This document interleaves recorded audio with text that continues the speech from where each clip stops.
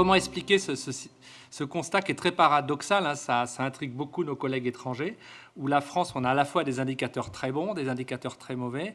C'est parce que on a un système qui est un peu déséquilibré, j'allais dire, avec un système de santé, de soins, en termes d'accès, de qualité, même si on s'en plaint, même s'il est en crise, quand on le compare avec nos voisins, qui est quand même un système dont on n'a pas à rougir.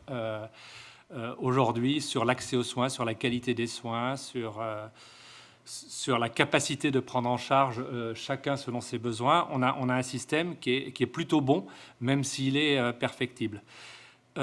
Et à côté de ce système de soins qui tient la route, on a un système de prévention qui est médiocre. Et là, je reprends le qualificatif du dernier rapport de la Cour des comptes, publié en décembre 2021 sur la prévention, qui, je cite à peu près le résumé du rapport, c'est que la France a une performance médiocre en prévention, malgré un investissement équivalent à ceux de nos pays voisins. Donc, ce n'est pas du tout une question budgétaire, comme on l'indique régulièrement.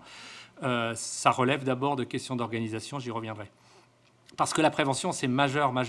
Et c'est un des outils à mobiliser pour répondre aux crises qui ont été citées par Frédéric.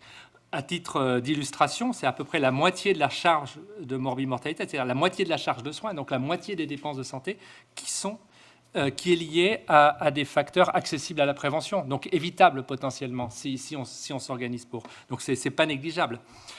Et donc c'est pas l'augmentation des dépenses de santé, l'augmentation des besoins, c'est pas quelque chose d'inéluctable. Voilà, pour prendre un exemple très très concret, la maladie d'Alzheimer. On en parle beaucoup, du 5e risque, de la dépendance. Vous regardez le plan Alzheimer, il n'y a pas une mesure de prévention.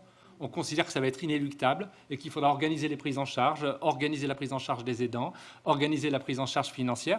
Mais jamais personne ne se pose la question que quand on regarde, finalement, 2/3 des cas sont évitables par l'action sur les facteurs de risque, qui sont les facteurs de risque classiques, cardiovasculaires, tabac, activité physique, etc. etc.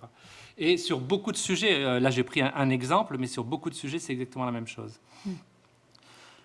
Donc sur la prévention dans le système de soins, puisqu'effectivement, et ça a été souligné aussi par Frédéric, que je vais beaucoup citer finalement, l'avantage ou l'inconvénient de parler en deuxième, c'est bien sûr l'action sur les environnements, l'action sur l'urbanisme, la politique sociale, la politique éducative, c'est tout ça, la prévention aussi. Mais le système de soins a aussi son rôle à jouer en rattrapage, en compensation, et surtout pour ne pas rajouter de l'inégalité à l'inégalité, ce qui est le cas aujourd'hui.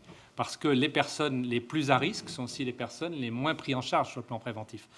Voilà. Non, le virage préventif n'est plus une option, hein, et ça devient une obligation si l'on veut réduire ou pour le moins retarder les maladies chroniques qui représentent maintenant la majorité de notre activité. Il va donc falloir, dans nos pratiques, ancrer des consultations de prévention et des prescriptions de prévention.